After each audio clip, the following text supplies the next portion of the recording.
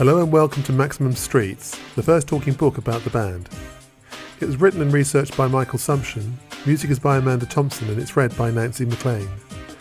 You can check out our full catalogue on our website at www.chromedreams.co.uk. No, I mean, I came into this as a producer, you know.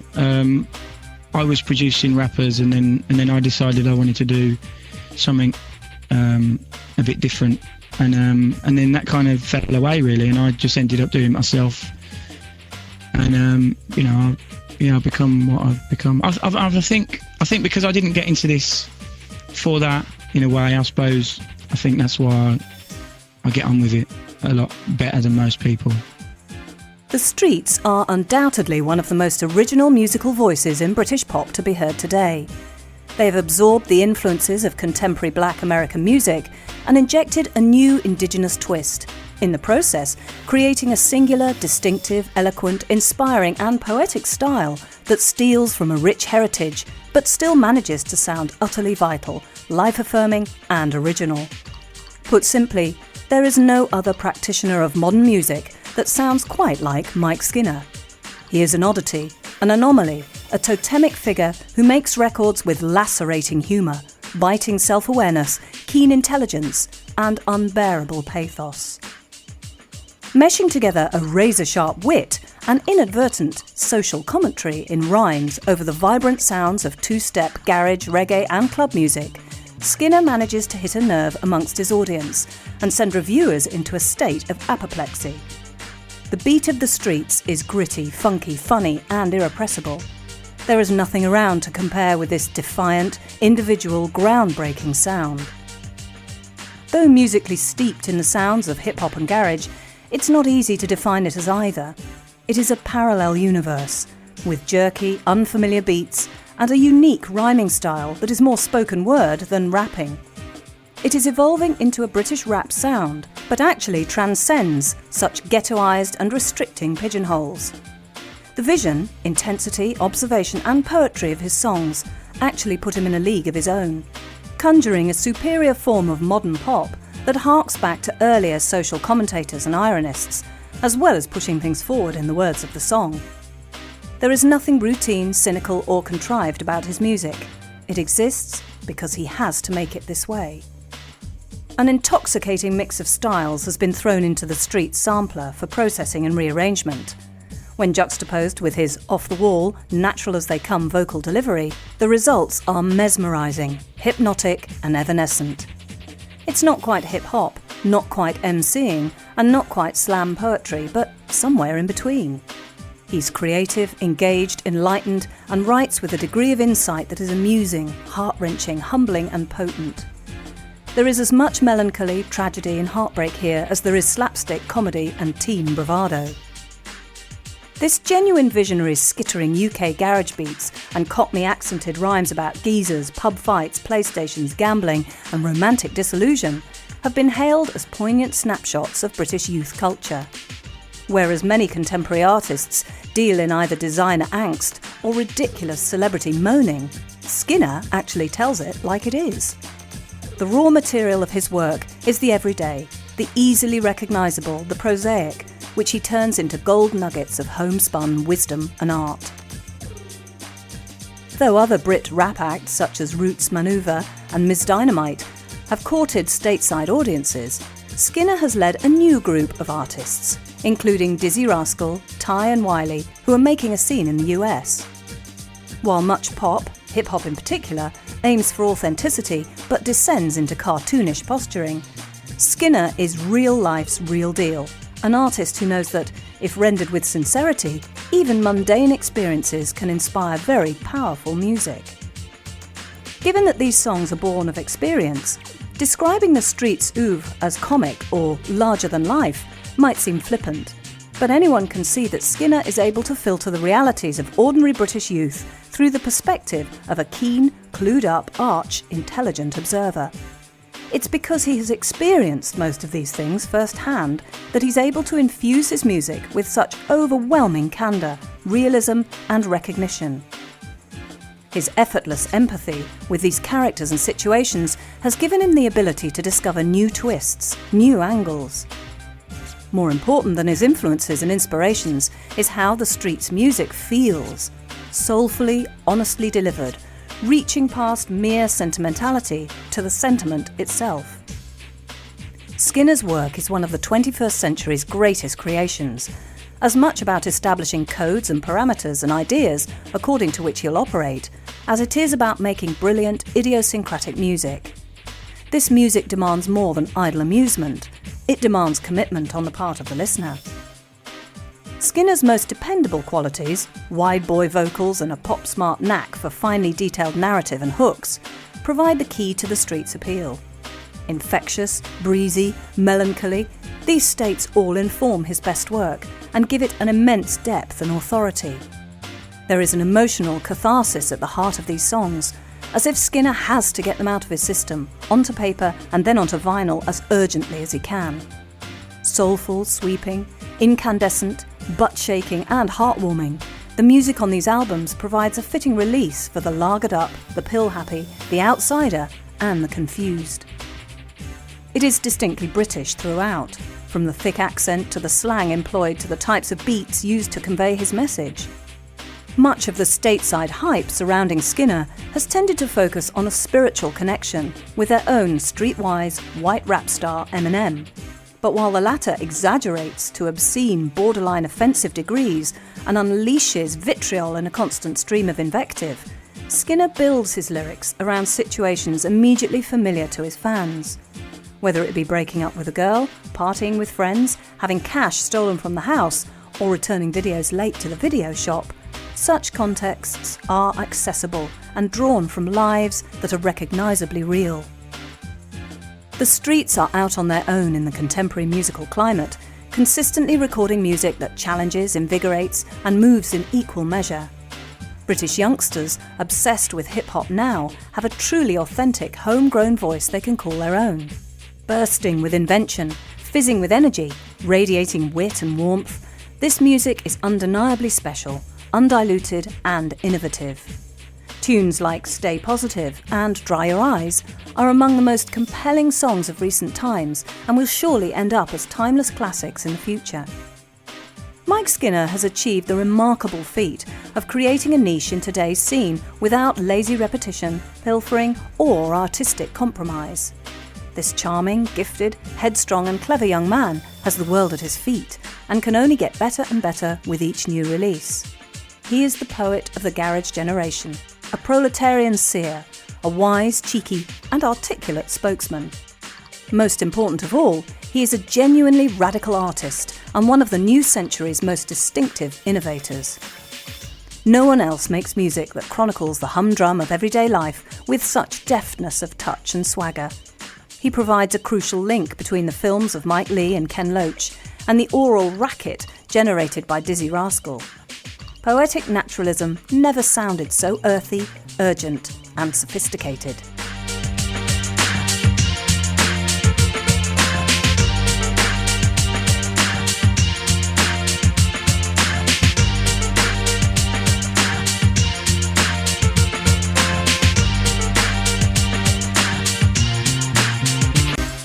There was a lot of pressure, incredible amount of pressure, and I bowed to that. I mean, people say I kind of snob awards and stuff, but I don't. I mean, I just don't really. I don't go because I don't really fit in. I mean, the Mercury's is really full on. I'm sure you know. It's like suits and stuff, and I didn't realise you're supposed to wear a suit, and I turned up in my trainers and a cap. But no, it is a great award, and I'm very proud to be nominated again. The saga of the Streets begins in West Heath, Birmingham, where Mike Skinner was raised as a child. Despite his early passion for hip-hop and house music, he didn't spring up from London's infamous pirate radio scene, and this detachment possibly explains the unique style of his music. Growing up in Birmingham proved to be quite tough for the young Skinner. Though not brought up in poverty or squalor, he found himself on the margins at school and outside. Academically, he was pretty average and nondescript, nowhere near the top streams, but neither at the rock bottom of the pile. His lack of football or other sporting prowess hindered his chances of becoming physically confident, and he didn't have the raw materials to stand out as someone to be feared or respected.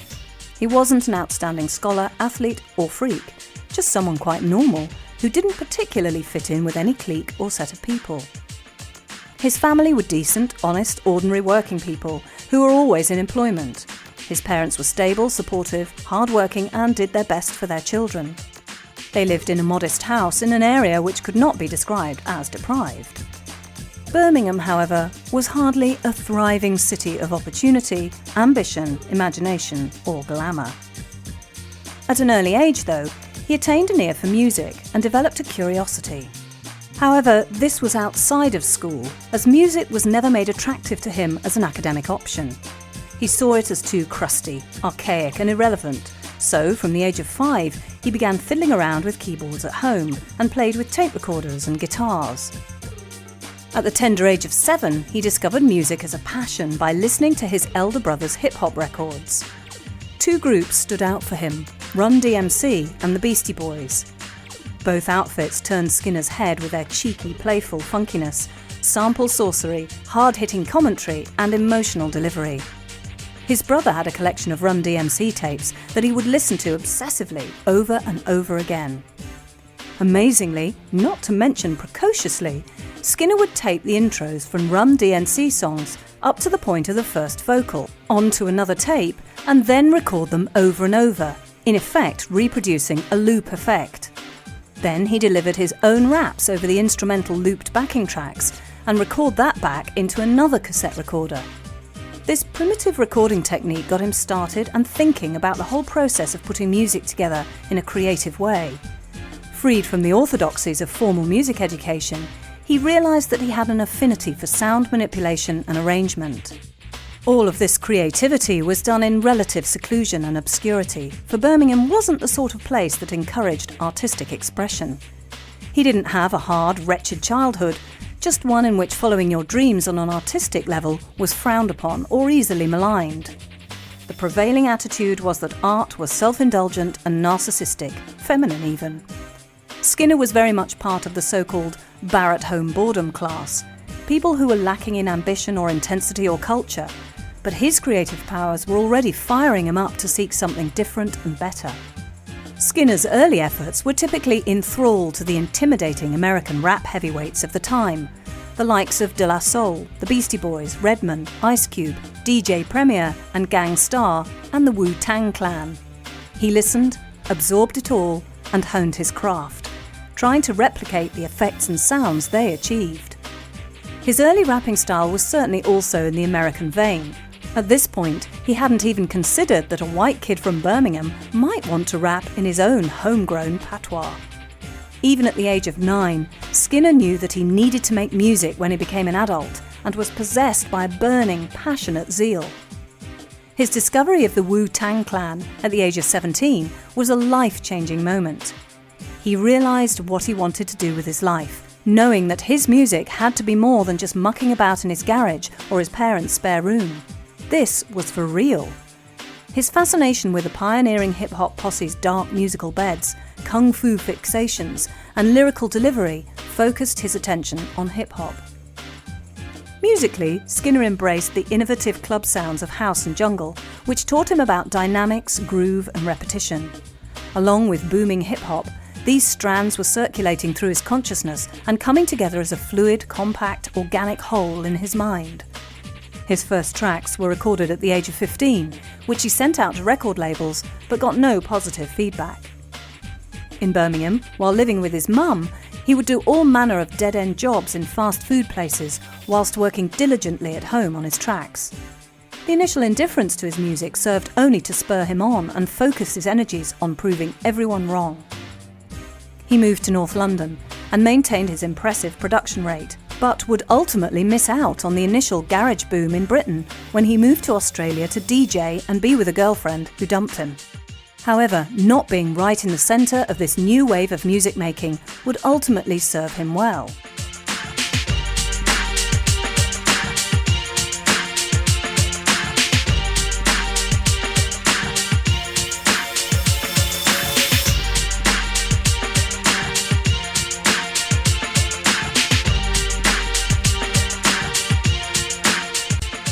I think the difference between a street show and any other show is that the street show is a real party, You are actually seeing a load of people partying on stage. And I couldn't continue that, for much longer. I'd kill myself. We do it the way they used to do it in the 70s, we're proper. Upon returning from his Aussie sojourn, Skinner discovered a whole new club scene called speed garage or two-step, a rhythmically jerky, insistent urban sound with its roots in house, garage, jungle and hip-hop. UK garage was the first identifiably British strand of rap-based dance music and was quickly transforming the sound of late 90s urban youth. It was noisy, hedonistic, futuristic, catchy and raw. This new scene was exciting and accessible, which made it easier for Brits to relate to than the mythic noise of urban America. The beats were new, unusual and fresh, and the narrative content of the music, while mainly facile and concerned with the immediacy of self-gratification and the head rush of dance culture, seemed closer to home than the lyrical concerns of hip-hop stateside. Skinner kept plugging away on his own tracks and sent them off to the dance labels that were emerging in the wake of this subcultural boom. He knew that living in London was a necessity, as there was much more chance of attracting attention there than in Birmingham. Egged on by friends and buoyed by the vibrancy of two-step, he even tried to start his own label on the cheap and worked a variety of dead-end jobs to fund his musical outpourings. After trying his hand as a working-class stiff at Burger King and sweeping floors at a gas station, he built his own recording studio in his parents' house inside a wardrobe, using stolen microphones and some seriously low-tech equipment. Using a cupboard and an old mattress, he transformed it into Rap Central. Skinner's first pivotal, career-defining moment came when he made the brave decision to ditch the self-conscious Americanisms of his early records and instead concentrate on writing and rapping in his own natural voice. This stylistic choice would earn his status of the voice of a generation and later inspire the UK press to dub him the first English rapper. The British music scene had craved the real deal for so long, and here it was. Dance culture had famously lacked personalities or intriguing, eloquent characters, and in Skinner they had the whole package. Replacing Strong Island with dirty London pubs, Shaolin with shifty geezers, and the urban sprawl with the suburban shopping centre, Skinner programmed the beats and spliced the music together by himself. The results of these intense sessions made for compelling listening. The skittering double-time beats and Chaz and Dave style vocal delivery were undeniably English, despite paying homage to the trailblazing American hip-hoppers of his adolescence. Skinner wanted to document the everyday life of an ordinary, bored, frustrated geezer on the UK club scene. The sort of bloke who might get into a fight over a bit of cannabis and then retreat to his bedroom to play computer games when the going got tough for a bit. He knew that kids would relate to the authenticity of his portrayal. Skinner got some friends involved, and the band The Streets were formed, consisting of 7 members. While Skinner was the hub of the outfit, this group were assembled with a focus on reproducing their recorded music in a live context. Skinner knew that a visual angle was important for club-based music, particularly in terms of getting it across to a wider demographic. He decided on the name The Streets purely because it sounded good. The first important track to emerge from these sessions was the glorious, irrepressible Has It Come to This, which was credited to just Skinner plus Matt Robertson on keyboards and a vocal sample by Keith Hammond. Another band member, Crispy, would later claim authorship of the track, but it has Skinner's imprint all over it.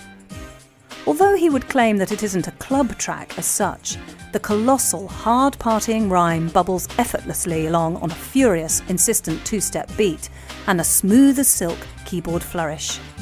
The song, with its cut-up beats, is Skinner's twisted take on one of his hip-hop idols, DJ Premier's production style in a garage vein. It sounds vital, driving, soulful, transcendental even. Nothing else around at the time sounded anything remotely like it. Now he would have to get it out to his public and secure a deal with a label.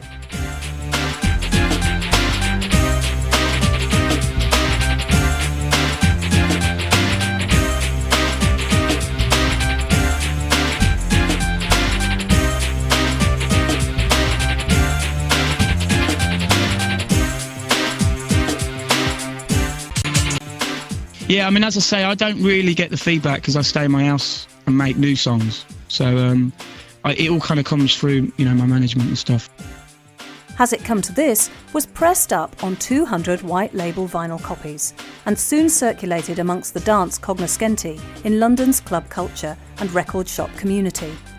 At the end of 2000, the single attracted the notice of the esteemed London-based garage label Locked On Records, who had previously issued tracks by such luminaries as Tough Jam, Artful Dodger featuring Craig David, Dem 2 and Doolally. They fell in love with it and signed the Streets, who by now had become a one-man concern. Skinner had become frustrated with the other members because they were lazy and seemed more preoccupied with taking drugs than making tunes. He couldn't get them together to write a song. This monster tune couldn't have arrived at a better time. The charts were bursting with a plethora of tacky novelty garage tunes telling British youth about how there's only 21 seconds to go and how they're loving it, loving it, loving it, to the point where dance culture was viewed as a bad mainstream joke. Original pirate material, you're listening to The Streets, Skinner raps, in a part Birmingham, part Brixton patois during the opening beats of the cut. It's immediately obvious that it isn't your bog-standard garage track, lacking both the cheesy hooks or the novelty gimmicks of two-step, both of which were clogging the charts and hogging the dance floors of the nation's clubland. A truly refreshing debut, it gives moribund dance culture the kick up the arse it so deserves. The Streets rap about real life, about sex, unemployment, drugs and PlayStations. Has It Come to This is a magical, life-affirming tune, featuring witty wordplay, a cheeky insouciance, funky rhythms and a tinkling keyboard line throughout. As an opening salvo, a statement of intent, it can't be bettered. In October 2001, after months of exposure in clubs and on pirate and mainstream radio, the track was released by Locked On as a proper single. It attracted widespread acclaim and entered the British Top 20 singles chart. People were raving about this fresh new sound. Public and critics were undoubtedly excited about what they were hearing. And yet, as most UK-based garage artists had struggled to transcend the format of the 12-inch single or produce a credible, individual artist with wider appeal or longevity, there was some scepticism. But this wasn't to last very long. The inevitable debut album, Original Pirate Material, was delivered in the UK in March 2002 and later in the US in October 2003. The reception for this dynamite record was truly phenomenal across the board. Unlike most garage compilations and artist albums, this one found a home among widely varied audiences and correspondingly earned our hero a degree of enmity from the wider garage scene. The press reaction was euphoric, with seasoned commentators proclaiming it as a generational classic. Singles lifted from it were given widespread airplay, and Skinner was the darling of the music and style press. Everyone wanted a piece of him and had their own take on what his success meant. In fact, a small book will probably be written one day examining exactly what he has achieved with the release of this album. It could be argued that there hasn't been a record that has spoken so clearly and eloquently about the experience of being young and resident in the UK since Screamadelica by Primal Scream, the inaugural winners of the Mercury Music Prize back in 1992. By his own admission, Original Pirate Material is a day in the life of a geezer. Unlike most garage albums, it's clearly not a substitute for a night out. It's more a statement on modern British youth, complete with liberal references to getting pilled up, going for an Indian takeaway, smoking draw and playing on computer games. Listeners hear a strangely conversational bloke with a mock Cockney accent and a half-singing, half-rapping delivery, telling it how it really is for the youth of Britain over some of the catchiest, dirtiest garage tunes you'll ever hear.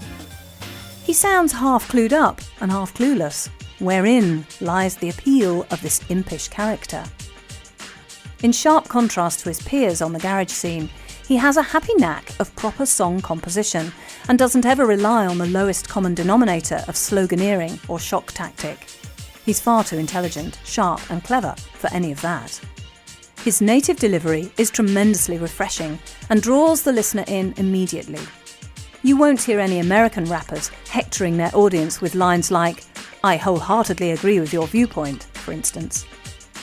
Written entirely in Skinner's Brixton flat, whilst working in the lingerie department at Marks & Spencer, this album boasts remarkable production and a wealth of sublime, eclectic, visionary tracks. It captures the state of youth culture in the UK with all the vividness of Trainspotting, the Clash's debut album, or the Sex Pistols' Never Mind the Bollocks. He proves himself to be an impossibly witty rapper, sophisticated producer, and articulate songsmith, using outre rhythms and samples. Opening cut, Turn the Page, is wonderful, utilising a poignant synthesised string line over the most clattering of beats and the sharpest observations. The irony of it all depicts a weed versus lager debate conducted by Skinner and a token British lout called Terry, who hilariously loses his edge when Skinner's affable, mellow commentary proves too much. Let's Push Things Forward, another single, is innovative, bright and infectious, full of ragga-skank, woozy special-style trumpets and a minimal but compulsive organ line. Sharp Darts and Too Much Brandy employ abrasive, clipped tech lines that leave you gasping, while Same Old Thing's use of a synth string sample makes for a haunting effect. Geezers Need Excitement boasts the claustrophobic atmosphere of a prime Wu-Tang Clan production, while It's Too Late raises the hairs on the back of your neck with its strings and its tender lachrymose chronicling of the ups and downs of a relationship. Who Dares Wins sways effortlessly like a summer breeze over sensual choruses, rippling keyboards and a bubbling beat.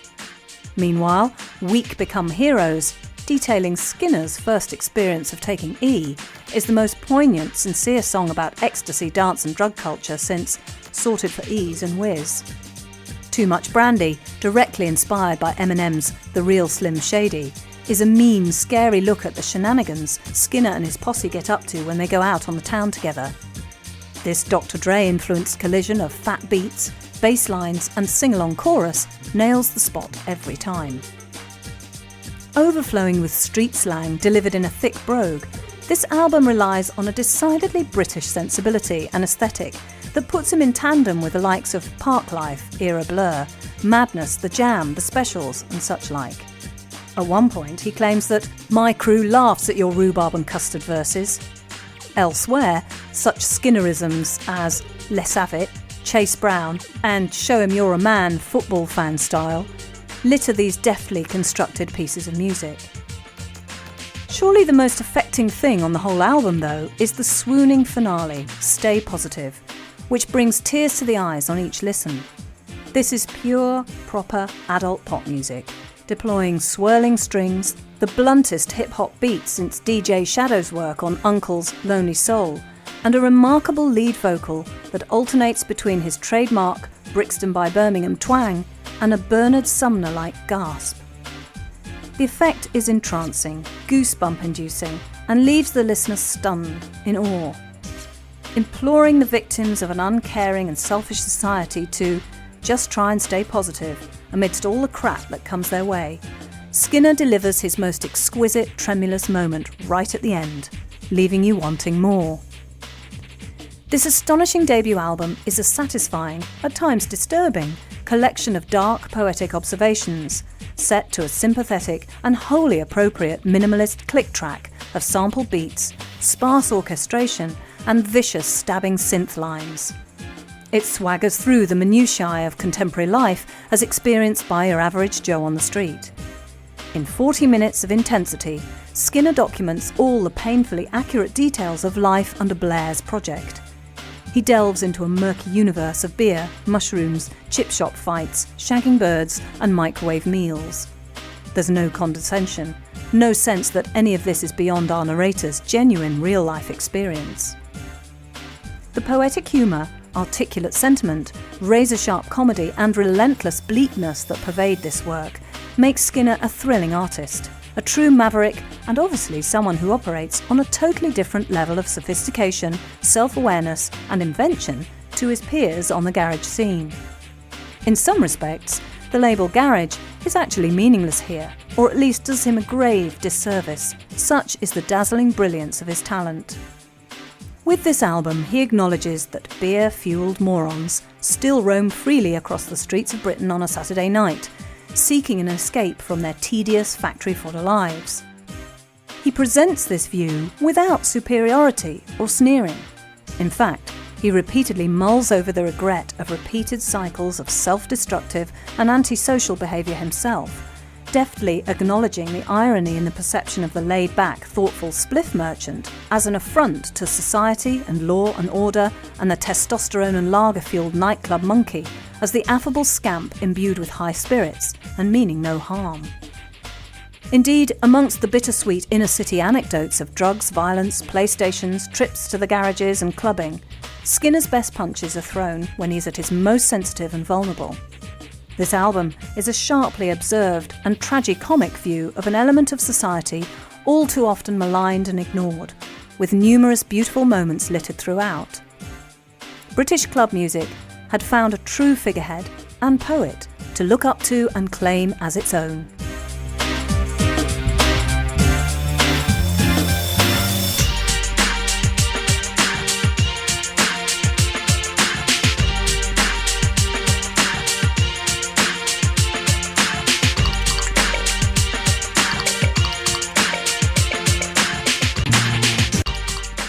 It's just really real. Like it's, you know, you come to a radio station and it doesn't look like it is on the telly. You know, it's kind of, yeah, but I mean it's fun. You know, don't let anyone tell you it's a hard life. You know, because it's great fun. That's what people want to do it so much for, is, you know. But no, it is.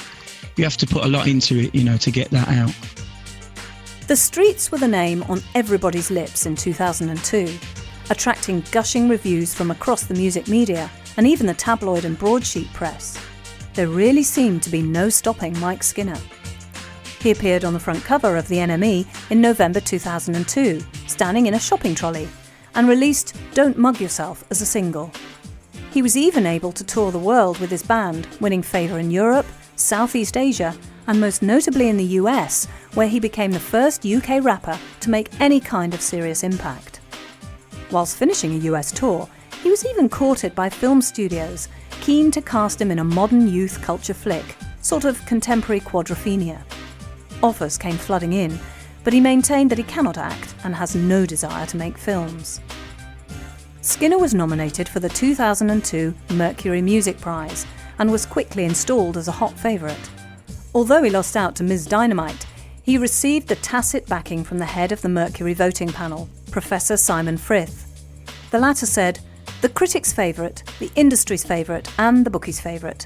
I think this is a very remarkable record from a teenage young man talking about what it's like to be young in the city." Whilst touring, Skinner managed to avoid a plethora of glitzy award ceremonies, including the 2003 Brits, where he was up for Best British Solo Male, alongside Badly Drawn Boy, Craig David, David Gray and Robbie Williams, and Best British Album, along with Coldplay, The Coral, Sugar Babes and Ms. Dynamite. He also received nominations in the Best British Breakthrough Artist and Best British Urban Act categories. Meanwhile, he received a Best Breakthrough Act at the 2002 Dance Star Awards and an Ivor Novello Songwriting Award for Best Contemporary Song. He also found himself nominated for the Shortlist Award. A couple of gigs Skinner performed in the second half of 2002, namely the Carling Weekend and his London Astoria set in December, were standout triumphs.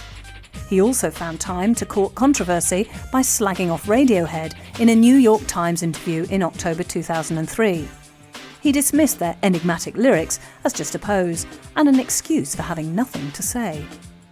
Skinner was seen as the spearhead of a new generation, a totemic figure who articulated all the insecurities, fears, dreams and hopes of being young, ordinary and pissed off in modern-day urban Britain.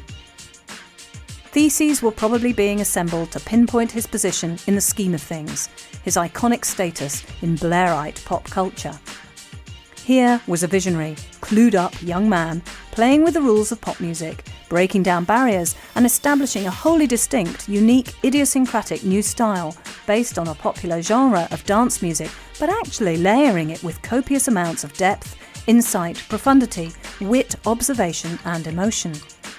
Anyone not moved by something as stunning and exquisite as Stay Positive clearly has no heart or soul. Meanwhile, Skinner spent any spare time not touring locked away in the studio, obsessively working on the follow-up to his debut smash. The world sat up in eager anticipation as he signed to Vice Records in the US.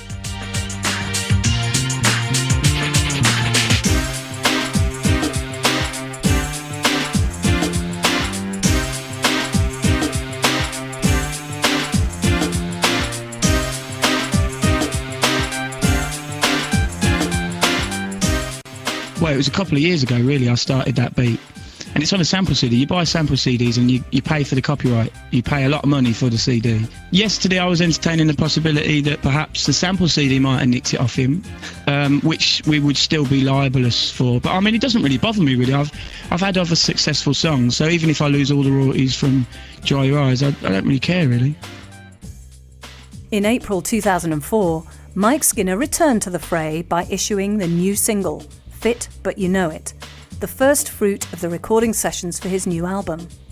Essentially the story of a lad's holiday in Tenerife, featuring the obligatory birds, booze and kebabs. It is gloriously in-your-face, funny, boisterous and idiotic, yet somehow comes together and works. Critics and commentators felt that it raised more questions than answers, particularly in relation to Skinner's intentions. Was this the first pub rock, hip-hop hybrid? Was it the natural successor to Chaz and Dave? Was it a postmodern joke or just a dumb anthem? Was Skinner taking the piss or trying to sound like the new Ian Dury? Whatever his intent, it's a naggingly addictive single, featuring banal lyrics, a guitar riff from heaven, and catchy sing-along style vocals. Destined to soundtrack many a glassing in bars and clubs from Faliraki to Gants Hill, lyrics like, "I'm not trying to pull you, even though I'd like to. I think you're really fit. You're fit, but my gosh, don't you know it," consolidate the wide-eyed lager boy myth. The single was accompanied by a promo video in which he picks up holiday photos from his local newsagent and reminisces about his trip abroad. He and his mates, including Calvin Bailey, who provides vocals on the single, are seen holidaying on the island, getting drunk, eating kebabs, lounging on the beach and lusting after topless women. Recorded in Gran Canaria in January, the video proved a smash hit. Skinner almost broke his back falling into a swimming pool along the way. In May, Skinner came up with the follow-up to Original Pirate Material, a deftly drawn concept album entitled A Grand Don't Come For Free.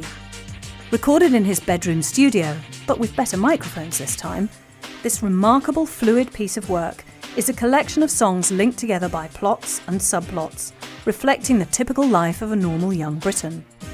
It shifts the focus, though, from the social observations of the debut to the more personal, everyday twists of relationships, friendships and survival. Held together by dazzling narrative, it ebbs and flows with finesse, ambition, intensity and poetry. Just as groundbreaking as Original Pirate Material, his second effort takes on a natural musical life of its own, and its cinematic feel renders it comparable to Quadrophenia or Trainspotting. Hailed as one of the most important albums of the decade upon release, A Grand Don't Come For Free fizzes with invention, energy, pathos and bravura. Set in South London, this personal odyssey pierces the heart and raises goose pimples. Skinner smokes, flirts, boozes, swears and cries his way through this 11-track masterpiece, chronicling the ins and outs, ups and downs of relationships, gambling and drug addiction, drink, nasty nightclubs and more booze.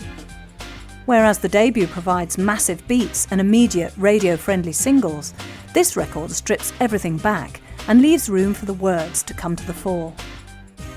Whether through musical innovation or delightful wordplay, he manages to continually create moments of delicious, affecting profundity. And the refracted repetition of certain moments adds another level of poignancy to the story. The perplexed defensiveness of "Get Out of My House", the drunken laughs of "Fit But You Know It", the emotional alacrity of "Wouldn't Have It Any Other Way", all these emotional states form part of Skinner's persona and fit together like a jigsaw puzzle. He's astute enough to realise that no one is totally cartoonish or two-dimensional. We all have different sides to our character, and it is a tribute to his searing intelligence that he pulls off this trick with maturity and psychological insight beyond his years. On Could Well Be In, Skinner's head-spinning, wide-eyed charm is perfectly encapsulated by the lines, "I saw this thing on MTV the other week. Said if she plays with her hair, then she's probably keen. She's playing with her hair well regularly, so I reckon I could well be in." As with any grand narrative, the set slowly builds in momentum to a climax. In this case, the album's standout track, the weepy ballad Dry Your Eyes. The most universal song on the album, full of emotional imagery, strings and feather-light acoustic guitars, Dry Your Eyes is Skinner's lachrymose plea for reconciliation with his woman. And then, like any story, there comes the what happens next and what might happen later on. It's the breakup of the relationship here which brings us on to the concluding Empty Cans, which ties up all the loose ends of the tale, with a twist.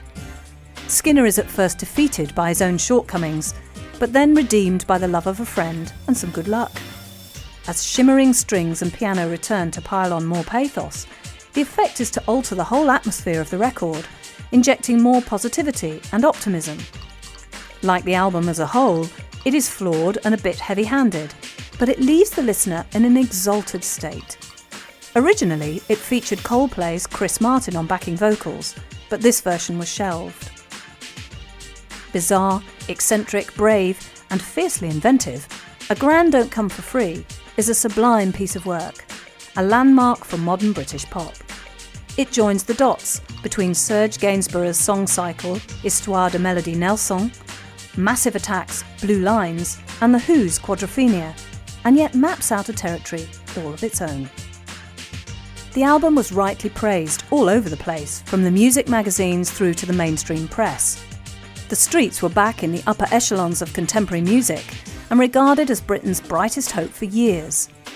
Skinner took his band on tour through May 2004, taking in Manchester, Glasgow, Leeds, Bristol, Birmingham and Brixton in London. In July, the immortal Dry Your Eyes was released as a single and smashed into the British charts at number 1. For 1 week, Skinner stood at the top of both singles and album chart, and original pirate material returned to the charts on the back of this success. Taken in isolation, Dry Your Eyes sounds even better. The relationship is moribund, built as it was on less than secure foundations of inarticulacy and a murky misunderstanding of each other. He regrets that he didn't tell her how much he loved her when it mattered, but all he can do is try to hold her and pull her close to him. His thoughts won't transfer into words of eloquence, so he has to use his physical self to draw her back in, but this won't work either. Dry your eyes, mate, Skinner implores. There's plenty more fish in the sea. But we realise that this bravado isn't enough. He can't even fool himself anymore, so he looks at the remains of what's left and seems on the brink of floods of tears. The effect is overwhelmingly sad. This single is vulnerable, immediate, understated, mature and beautiful. The sort of thing destined to put lumps in your throat for years to come. File next to R.E.M's Everybody Hurts, Cat Stevens' The First Cut is the Deepest, or Spiritualized's Broken Heart. Heartbreak never sounded so gorgeous. It's a model of simplicity and restraint. Meanwhile, the Streets were nominated for the 2004 Mercury Music Prize, 2 years after losing out in the award to Ms. Dynamite. His rivals for the prize included the Zootons, Snow Patrol, Belle and Sebastian, Franz Ferdinand, Keane, Joss Stone, Amy Winehouse, Robert Wyatt, Jamelia, Ty and Basement Jaxx. He was installed as favourite with bookies at 3-1. In the US, A Grand Don't Come for Free reached the top 5 in Billboard's Electronic Albums chart. In addition, Skinner was accused of plagiarism by songwriter Michael Gagliano, who insisted in a tabloid newspaper that the rapper had nicked the strings on Dry Your Eyes from his track Yesterday and Today Part 1. However, Skinner countered the allegation by telling The Sun that he took the strings from a royalties-free samples CD free for use by artists. He was back in the studio writing his third album, though emphasising that it would eschew the storytelling style and focus on statements or opinions about life's big themes.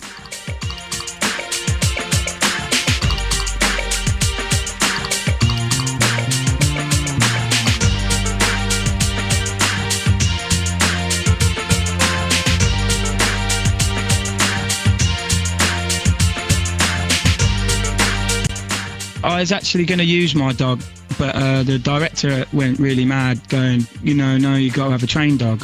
So I was like, right. So they got this dog in, and it was like running all over the place. My dog would have been better because my dog knows me and can sit by me. And I mean, it's not like it even had to do anything; it just had to stand there.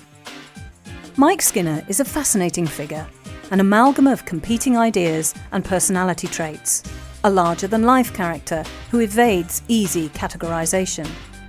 Raised as a product of the Barrett home class and utilising his experiences as an ordinary geezer living in urban Britain and getting by, he nonetheless has always been driven to create, to lift himself out of the humdrum tedium and banality of his natural environment. The hallmark of his life has been the ambition to do something that matters. Initially inspired by the American hip-hop of his youth, he's educated himself and striven to produce an intoxicating synthesis of this style and his own cultural experiences. Who is Mike Skinner? We know that he was a vegetarian for 7 years and that he used to adore Jimi Hendrix as a kid, a poster of whom adorned his West Heath bedroom. He identified as much with Hendrix's work ethic and diligence as his artistry and genius. He refutes any idea that he's a spokesperson for the urban working class, insisting that there is no longer any unified working class. We know that he has ingested virtually every drug known to man, and that he has developed a nasty stomach ulcer caused by constant drinking. We know that he used to favour women with large breasts, and that he isn't on good terms with Damon Albarn from Blur. He is admirably well-grounded, gregarious, likeable and intelligent. Raised in a very pragmatic household, he's inherited his parents' level-headedness and hasn't let fame turn him into someone else. He likes living in Britain and has an almost zen-like acceptance of the natural way of things. He's easygoing, charming to the core, honest and down to earth. He still goes home to watch the television and eat takeaways. He likes a gamble on the number of bookings in football matches and has made a fair amount of money, even netting $1,000 in the first 2 weeks of last year on about 20 different matches. The key to his success lies in the collision between his witty, sharp intelligence and his roots in a very ordinary, recognisable day-to-day culture. He is of the people, but at the same time, his astonishing narratives are things of wonder, works of art that not any Tom, Dick or Harry off your standard council estate could muster. As long as he doesn't get too big for his boots and lose that sense of being between two worlds, then the future could very well be his for the taking. He has a soft spot for the US, but acknowledges its schizophrenic nature. Many of his musical idols hail from across the water, and it respects success and ambition. But then there's George Bush and its imperialism. Musically, Skinner draws upon the best that British dance culture has to offer: hip-hop, garage, house, but crucially has never produced a single generic dance tune, club fodder, that could be made by any upstart on the dance scene. This is why he transcends the limitations of the scene from which he sprang. He is an artist, not just a 2-bit player content to pump out the same variation on a tired theme over and over again. His slick synthesis of elements, clipped beats, silky keyboards, stirring strings, dirty bass and vulnerable heart-on-sleeve vocals marks him out from the rest. His musical package is never contrived, but it strikes us that everything he puts to vinyl is thought about and expertly meshed together. The Skinner sound is unique, individual and totally recognisable as soon as you hear any of his output. In a musical climate of conservatism, retrogression and particularly in dance circles, facile copyists, his achievement is all the more amazing.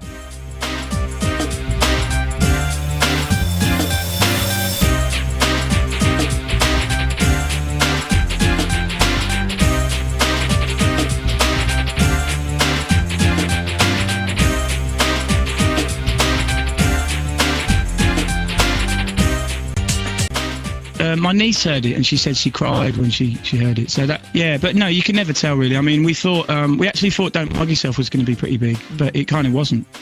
And that was quite a surprise. We had loads of airplay. So you can never really tell. It goes down to the people in the end. We know that Mike Skinner didn't appear from nowhere, so who influenced him to make the music he does? As a young child, Devouring his brother's early Beastie Boys and Run DMC records was the pivotal moment when he discovered the alien quality of music, its power to draw us away from the everyday and into our own little universe. The Wu-Tang Clan proved to be a massive inspiration for the teenage Skinner, an influence that he carries with him to this day on his own records. Witness the powerful, haunting string samples that litter the Two Streets albums, and you're back in Wu-Tang territory. The turntable wizard and hip-hop production maestro DJ Premier was a colossal early influence, both on his own and in his sterling seminal work for Gang Starr, Nas and many others. House and garage and the music of the prodigy got their claws into the young Skinner early on, and on his return from Australia, he fell in love with an all-new sound that was identifiably British, namely two-step or speed garage. Here was something Brits could call their own, and Skinner absorbed this underground style effortlessly. By understanding the mechanics and embracing its production technique, he had an apparatus upon which to hang his peculiar style and mannerisms, language and observations, humour and pathos. Any discussion of Skinner invariably touches upon that other great white rapper from across the pond, and even though their styles and music are wildly different, Skinner respects and enjoys much of what Eminem does. Despite being exasperated by the incessant comparisons, he admits that Eminem's success as a white rapper discussing his everyday reality inspired him to keep plugging away with his own thing. A rapper who's taken Skinner's fancy in recent times is Necro, billed as an extreme version of Eminem. He is an astonishing rapper who puts out his own material and isn't signed to a record company. Skinner can't get enough of this artist, whom he regards as one of contemporary hip-hop's most radical, subterranean voices. Skinner has taken and absorbed bits from every youth quake since the punk and new wave explosion of the late 1970s, fitting them seamlessly together without raising sweat. Rave, jungle, house, hip-hop, speed garage and even R&B all figure in the mix, while the snarling spirit of the Sex Pistols and the Jam and the sharp observational humour of John Cooper Clarke and the Kinks have made insidious inroads into the development of this unusual maverick artist. He's also credited Johnny Cash and other country storytellers as influences upon his cinematic narrative style, particularly the astounding wordplay on country classics like Good Year for the Roses. Amongst club culture influences, there resides a distinct strain of British pop that encompasses the laddish swagger of the Happy Mondays, the urban skank of the Specials, the youthful holler of the Jam, and more besides. This we come to next.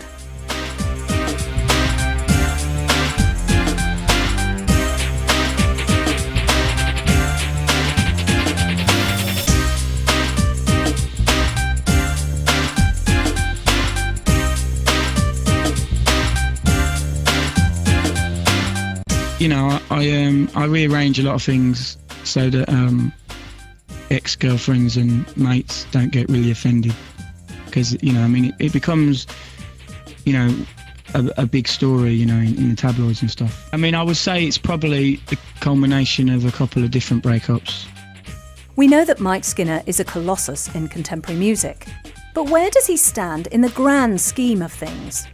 Does he signify a break with tradition? Or does he belong to a lineage of artists? Does he embody the spirit of a certain type of creative? He might seem ostensibly a very 21st century artist and has emerged from a scene that values modernity, novelty and even futurism. But at his heart, his preoccupations, style, humour and perspective borrow from and in a sense update an aesthetic that's as old as the hills. He can be seen as following a lineage connecting a host of quintessentially British musicians, social commentators and humourists stretched across the history of popular culture. This strand of culture unites the likes of Noel Coward, the Kinks, the Pet Shop Boys, Ian Dury and the Blockheads, the Jam, the Specials and the Happy Mondays. Each of them, in turn, has contributed massively to the wider cultural good in Britain, despite sharing a sharp individuality of style and spirit that sit uneasily with mainstream approval. They share a sociologist's eye, a witty detachment, a dry sense of irony, a love of the English language that doesn't exclude taking outrageous liberties with it, a sense of dissatisfaction, a love of a good laugh, and an Arcadian ideal of Englishness. Although he doesn't actually explicitly say it as such, Skinner's project is essentially all about his England, a place of paradoxes, conflicting interests and cultural priorities. In this sense, Skinner could very well be Paul Weller barking about class, the inner city and youth rebellion in 1977, or Ian Dury depicting the Dagenham Daves of this world.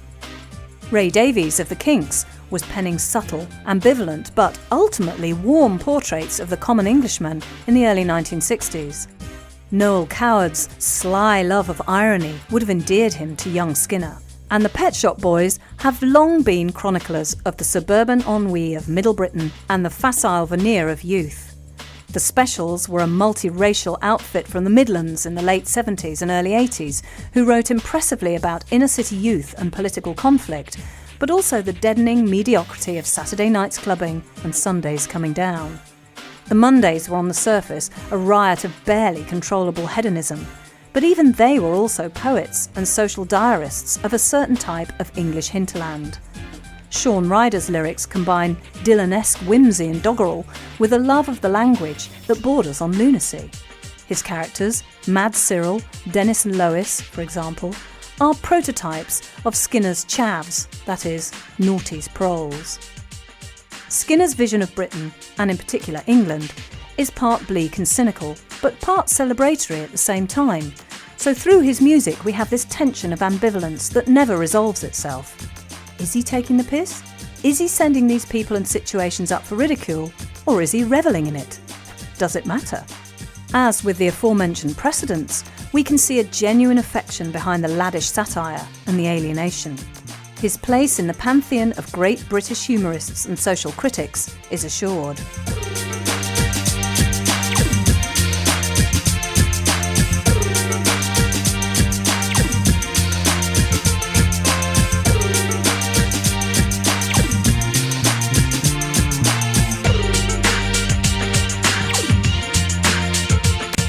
There was this is an interesting point actually, because there was another section to the first song that explains all that, but that got cut out in a kind of Hollywood, there may be a director's cut actually. No, there really was. There was an extra verse in the first track of the album that explains all of that. I was going to actually buy a car with that money, but now you don't know what I'm buying with the grand. The Streets already occupy an exalted status in the modern rock and pop hierarchy and have the goodwill and admiration of an entire industry and music-consuming class.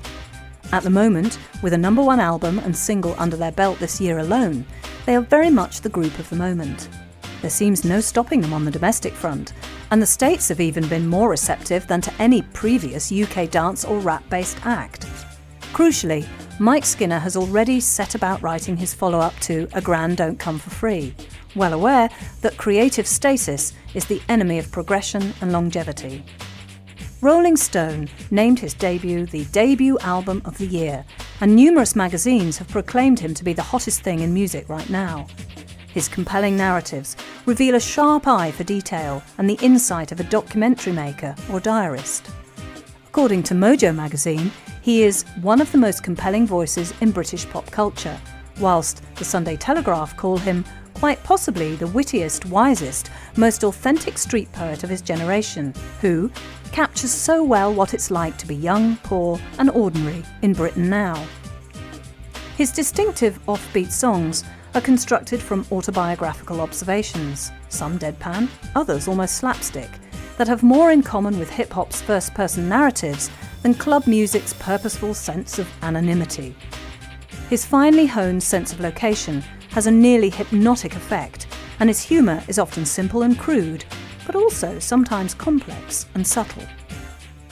By relying on a decidedly British sensibility, Skinner has mapped out a territory all of his own, where he can talk about takeaways, spliffs, rucks with your best mate, relationship woes, money difficulties, and gambling with an authority and a mischievous sense of irony that ranks him leagues above the boneheaded likes of So Solid Crew and Blazing Squad.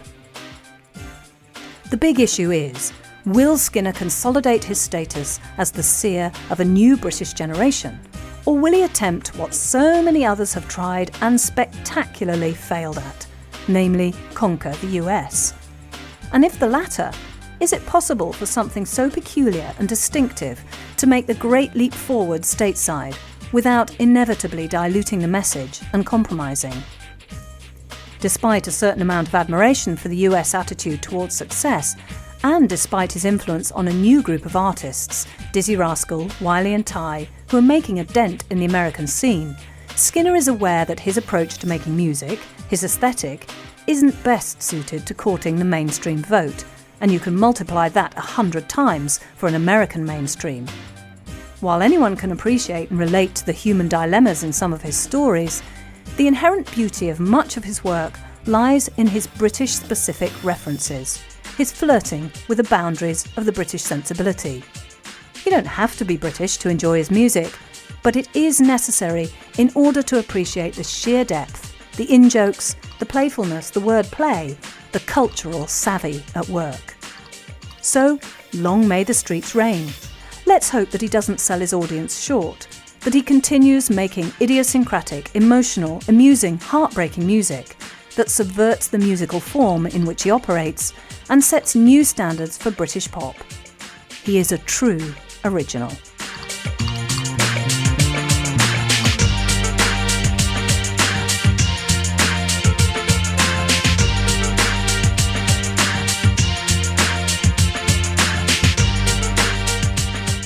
Thank you for buying Maximum Streets. We hope you enjoyed it. Watch out for further titles on Chrome Dreams coming up soon. If you did enjoy or have any comments or suggestions, write to us at Chrome Dreams, PO Box 230, New Malden, Surrey, UK, KT36YY, or email on mail@chromedreams.co.uk. Details of our full catalogue are listed on our website at www.chromedreams.co.uk. Thanks again for listening, and goodbye for now.